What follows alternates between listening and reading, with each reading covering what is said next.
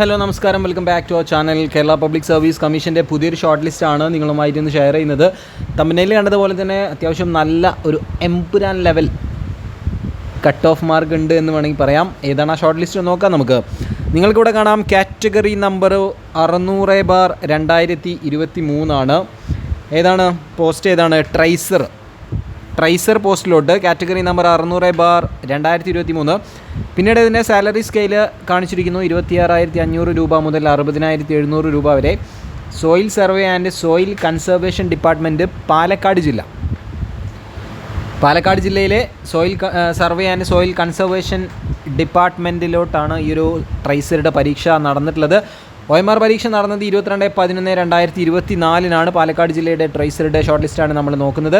അതിൻ്റെ മെയിൽ ലിസ്റ്റിൽ വന്ന ആളുകളെ രജിസ്റ്റർ നമ്പർ നിങ്ങൾക്കിവിടെ കാണാം. എത്ര പേരുണ്ടെന്ന് നോക്കാം നമുക്ക്. 2, 4, 6, 8, 10, 11 പേരാണ് മെയിൽ ലിസ്റ്റിലുള്ളത്.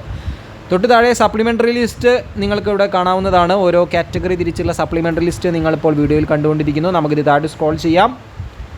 നമ്മളിത് താഴെ സ്ക്രോൾ ചെയ്യുന്ന സമയത്ത് നിങ്ങൾക്ക് ഇവിടെ വ്യക്തമായിട്ട് തന്നെ പറയുന്നു മെയിൻ ലിസ്റ്റിൽ 11 പേരുണ്ട്. അതുപോലെ തന്നെ സപ്ലിമെൻ്ററിയിൽ 56 പേര്, ഡിഫറൻ്റ് ലേബിൾ ലിസ്റ്റിൽ ഒരേ ഒരാൾ.